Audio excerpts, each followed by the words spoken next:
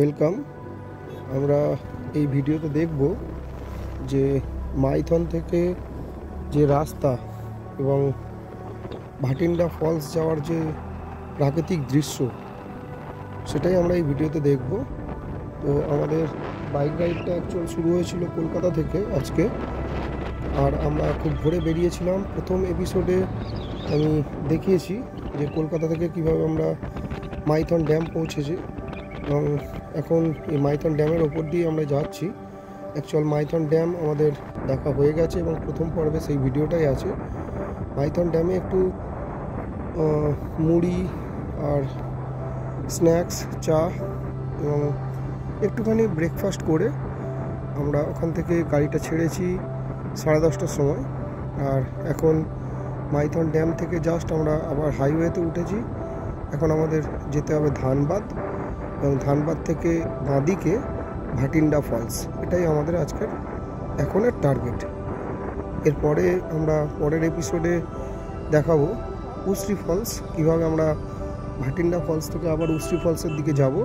কিন্তু আপাতত এই ভিডিওতে আমরা যেটা দেখব সেটা হচ্ছে ভাটিন্ডা ফলস, যেটা আমরা এখন মাইথন থেকে ধানবাদ এবং ধানবাদ থেকে ভাটিন্ডা ফলসের দিকে আমরা যাচ্ছি। এখন ধানবাদ সত্যি কথা বলতে খুব কনজেস্টেড।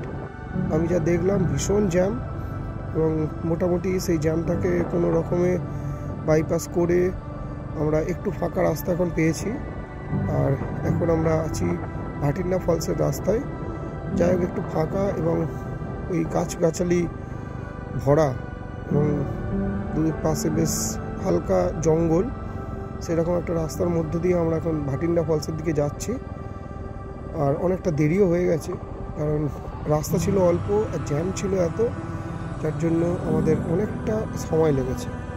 তো যাই হোক, সেটা লাগলেও কিছু করার নেই। আমরা এখন একদম ভাটিন্ডা ফলসের খুব কাছাকাছি এসে গেছি।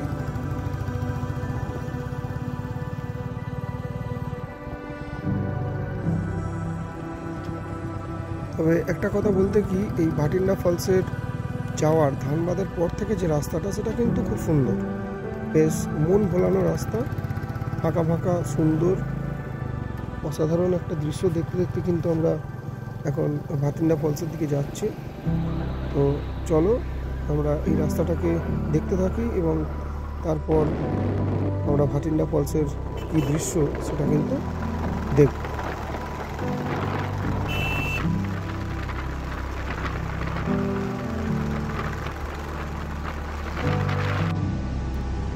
এই হচ্ছে ভাটিন্ডা ফলস। আমরা একদম পৌঁছে গেছি, আর বেশ ফাঁকা ফাঁকাই আছে, কারণ এটা যেহেতু সিজন নয় সেই কারণে বেশ ফাঁকা ফাঁকা।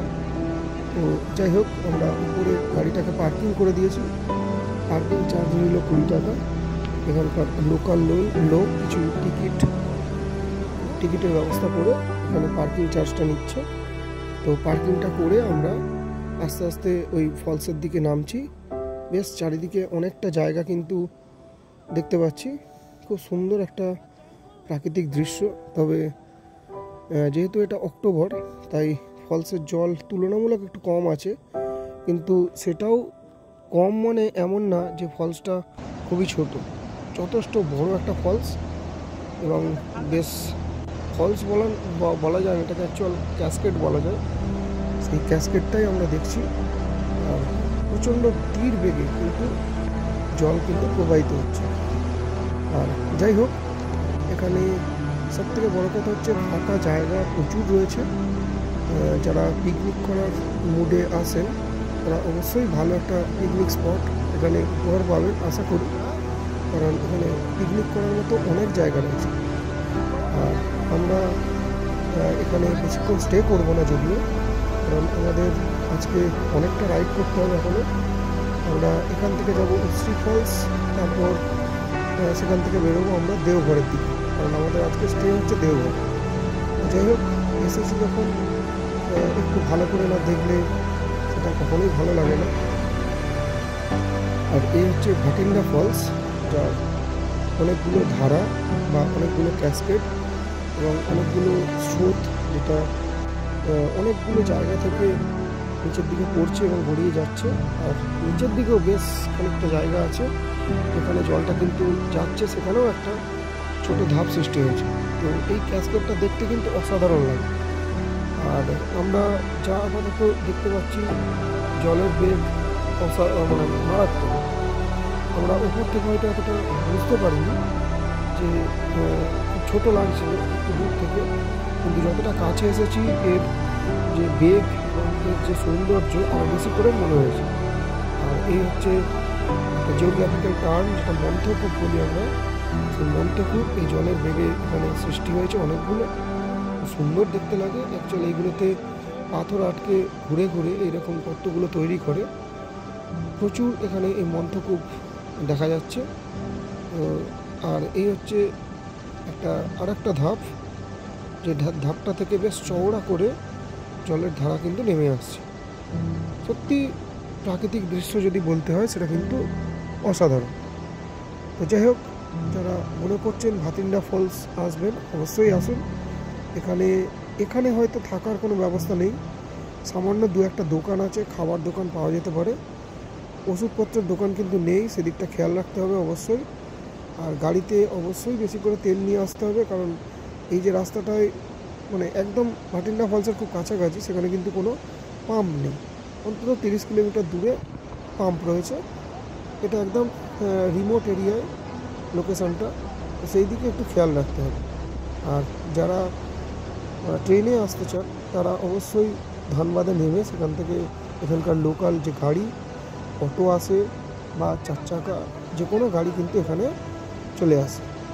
খুব অল্প সময়ের মধ্যে দেখে আমরা মানে উশ্রী ফলস পৌঁছাতে পারব। তো এভাবেও কিন্তু যাওয়া যেতে পারে। যাই হোক, আমাদের হাতে যেহেতু বাইক আছে, আমরা রাইড করছি, আমাদের সেই চিন্তাটা নেই। যারা অন্যভাবে আসার উপায় খুঁজছেন তাদের জন্য এই ইনফরমেশানটা অবশ্যই রইল। তবে ধানবাদ কিন্তু খুব কনজেস্টেড, এটাও বলতে হবে, কারণ আমি যা পেয়েছি মারাত্মক অবস্থা। অনেকক্ষণ আমাকে জ্যামে আটকে থাকতে হয়েছে হাইওয়ের ওপরে। তো যাই হোক, সেই জ্যামটা কাটার পরে অনেকটা যে রাস্তাটা কিন্তু আমি ফাঁকা পেয়েছি। তো যাই হোক, এই হচ্ছে ভাটিন্ডা ফলস। ভাটিন্ডা ফলস অবশ্যই সবাই দেখতে আসুন এবং উপভোগ করুন।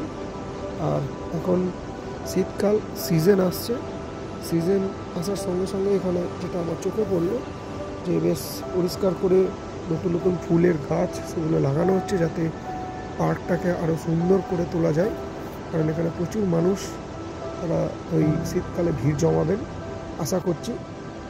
তো এই ছিল আজকে আমাদের সেকেন্ড এপিসোডের যে রাইড ভিডিও। মানে আমাদের ডে 1 এখনও কমপ্লিট হয়নি, কিন্তু আমরা প্রথম স্টেপে বা প্রথম এপিসোডে আমি দেখিয়েছিলাম যে কলকাতা থেকে আমরা মাইথন ড্যাম এসেছি।